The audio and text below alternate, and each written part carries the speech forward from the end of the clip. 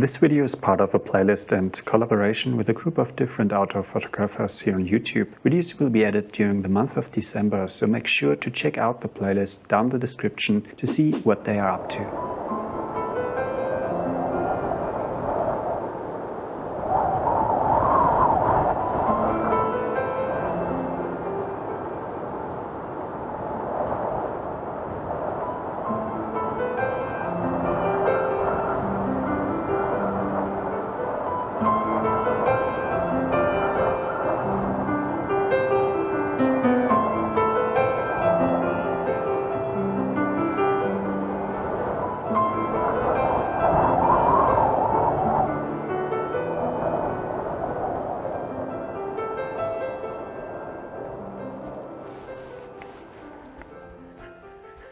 So hello, so this is either the end of video number 3 from Madeira, which would mean I don't get a photo from Pico Arieiro, or it's the beginning of video number 4, but currently it doesn't look like it because it's now second time I ventured up here, and this is basically how it looks up here for the last 5 or 6 days. So there's a webcam, and yeah, I looked at the webcam every day, and this is all you see, fog. And sometimes the sun nearly peeks through, but it just doesn't make it all the way. So yesterday evening we tried, we stayed for sunset, but didn't work out. And now, yeah, it's again before sunset, having another look here. And what I'm currently doing is trying to get an idea where I have to go if I venture up here in the morning. So scouting in the fog, not ideal, because I can't know where the views are. So I have no idea where I need to go if I venture up here tomorrow morning in the dark, because it could be anywhere. So there could be a good view, there could be a good view, and at least I can have a look where the different walks are going. So in case I get up here tomorrow and have a view, I can at least do a little sprint to the different areas and try to get a photo. But it will be not a planned photo then. It will likely be just quickly going somewhere, trying to find a foreground, getting a photo, and if I'm lucky it could be a good photo, but I'm not yet sure. But you see behind me, typical scene, sun's trying to get through, so I'm still hopeful. But yeah, for now just continuing to walk around here. Still now until sunset, so might be sun breaks through, but I don't want to put my hopes too high. So yeah, this is also landscape photography. It's actually happening very often that it just doesn't work out. So for now I wanted such conditions, and it took me a few days to get it, but in the end it worked out. But here up on the mountain I actually don't want fog, and hopefully tomorrow morning works out. It's also quite chilly, but yeah, as I said, either that's the end of the video number 3. You've already seen some photos from the coast, which worked out very nicely.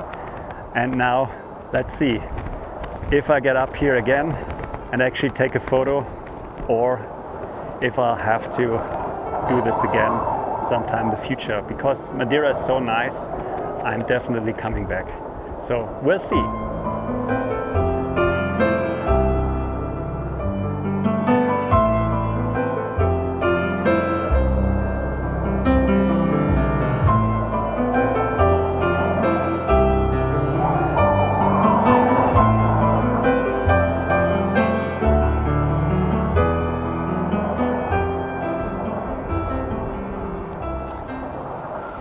So, good morning from Pico Arieiro, and yeah, as you can see, clear views. So I was up here this morning driving through the clouds. I was a bit skeptical, but as I arrived I was presented with this view, which is just what I wanted. I mean, I could have used a bit more of an inversion down there, but I don't want to complain. It's the last day here on Madeira, and having this chance to photograph here is just great. A great finish for the trip. Only problem is I'm here at the viewpoint which is closest to the car park, so I'm not sure if you can hear it.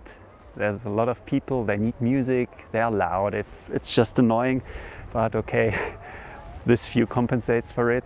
And yeah, maybe I also do a little bit of a hike now, just checking out the other direction. But yeah, if you're here in winter, the sun coming up in this direction in the morning, the other side doesn't get too much light, so there's a lot of shade. So yeah, I think this Juncal, or how it's called, this viewpoint, is really the place to be. And also there are quite a few foregrounds, but if you look here, what I've done, I didn't include a foreground now. I have the long lens because back there, which you'll see in the footage in a second, there is a nice, such a dead tree directly at this cliff, and I'm zoomed into this. Behind it, the clouds are drifting through the valley, and I have this beautiful warm light on it. So basically a minimalistic composition, not a wide angle view, because also, as I said yesterday, I couldn't scout much, and if you don't know where the foregrounds are, yeah, sometimes it's just easier to put on the long lens and pick out the details that the light points out. So that's really what I did this morning. So as the sun came up, the light was just slowly creeping over those ridges. So I could just point the camera where it looked nice. And also now the wind's picking up. So I'm just gonna finish this shoot here, pack up, do a little hike, and woohoo! And maybe I return this evening again. But till then, yeah, I hope you enjoy the little B-roll now. And yeah, we'll see what happens this evening.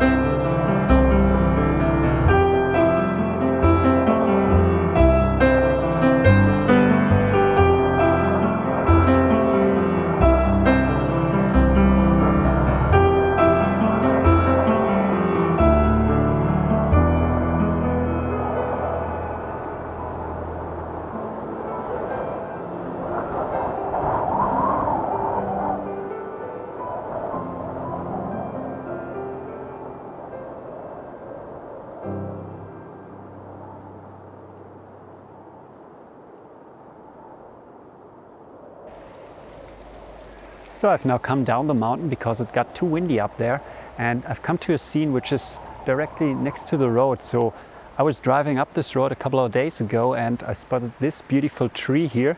So just looking next to the road and thought, wow, looks nice.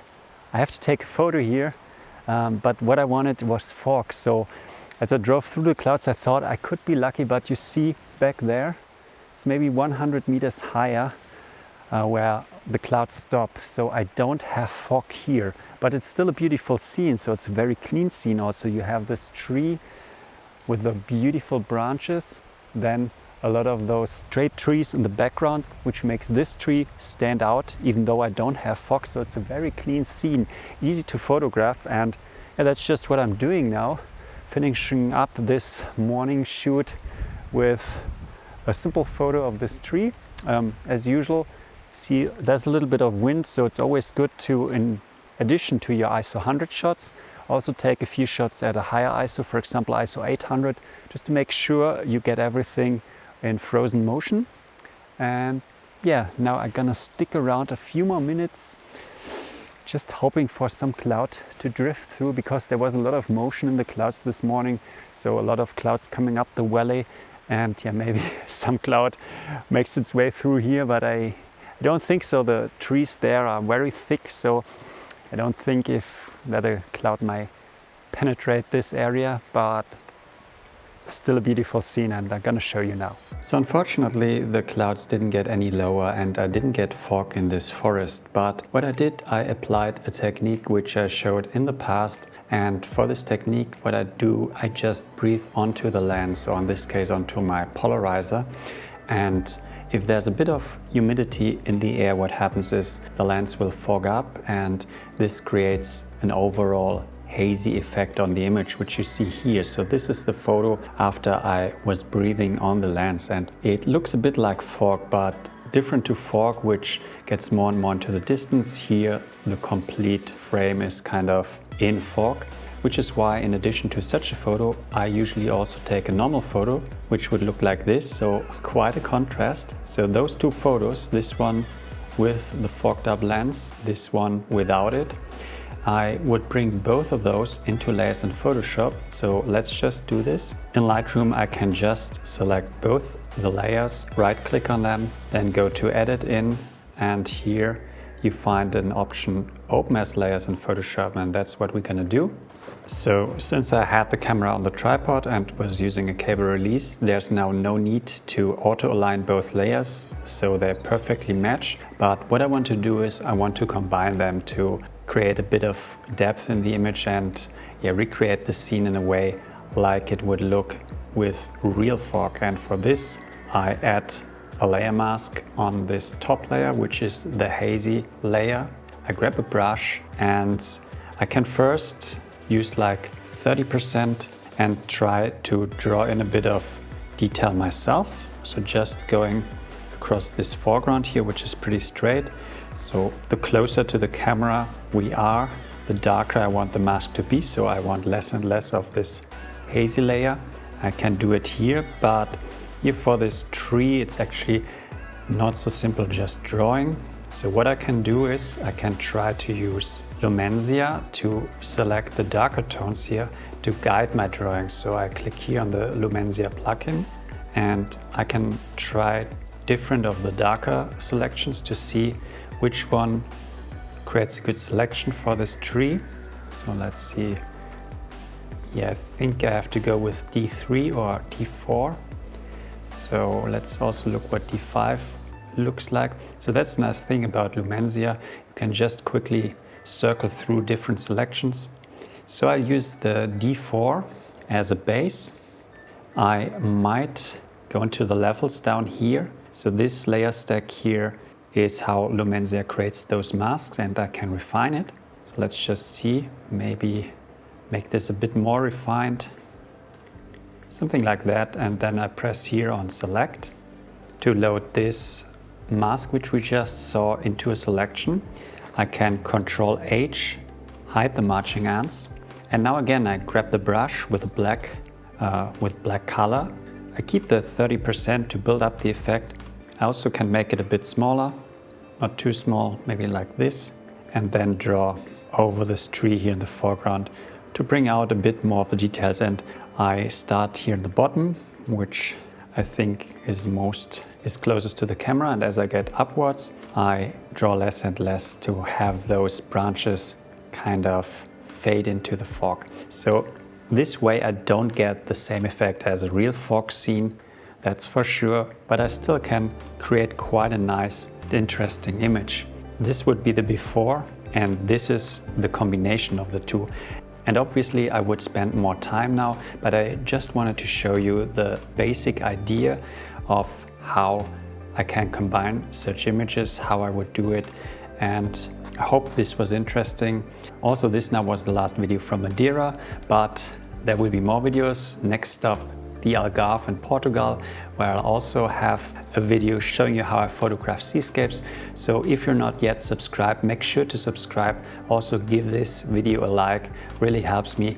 And yeah, if you're on Instagram, you might also want to follow me there, because I post regular stories while on my travels, some behind the scenes, sometimes short clips from the places I visit. So it's really worth to follow me there, because I've become much more active since I'm traveling.